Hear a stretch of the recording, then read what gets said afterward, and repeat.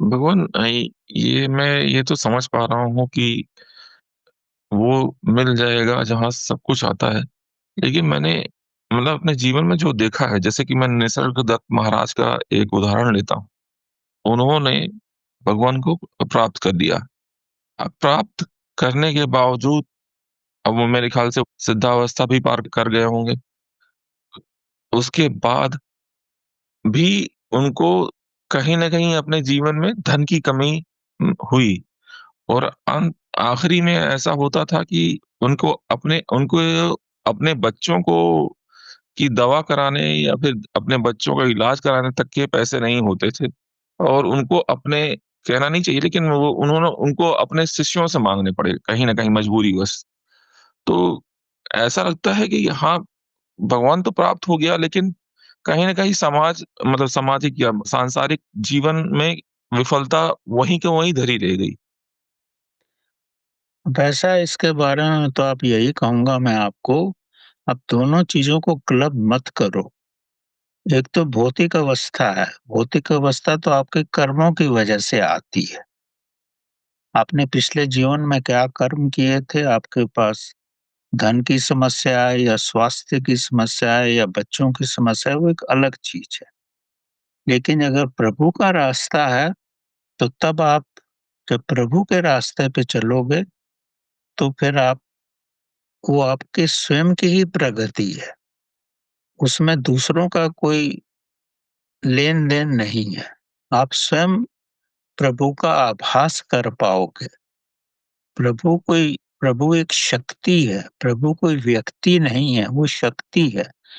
और जो रिद्धि-सिद्धि की बात कर रहे हैं ना आप, वो प्रभु के रास्ते में ये सब रिद्धि-सिद्धियाँ भी आती हैं, ताकि आप उस लक्ष्य तक ना पहुँच सको।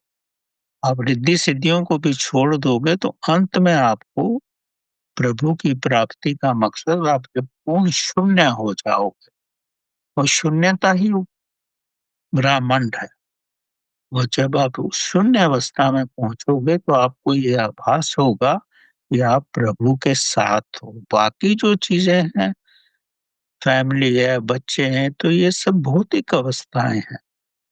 अब उस भौतिकता को इससे मत करो, ये तो सब क्षण-भंगुर अवस्था है। कोई 50 साल जीता है, कोई 100 साल जीता है, वो उनके अपने कर्म है। उनकी जो परेशानियाँ उनको आ रखी हैं, उन्होंने अपना जीवन कई जन्मों का उसकी रिज़ल्टेंट में वो सब कुछ आया। तो हर व्यक्ति अपने रूप में निजी ही होता है, अद्वितीय ही होता है।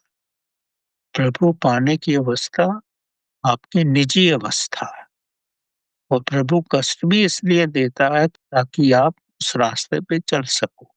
अब रामाकृष्ण को इतना सब करने पर गले का कैंसर था, रमन महर्षि को भी कैंसर हुआ। तब उससे ये उनके पुराने कर्म थे कि वो सब निपट गए, और अब वो मोक्ष की अवस्था में है। अब क्या है वो तो प्रभु ही जानता है, जो मैं समझता हूँ मैंने आपको बता दिया।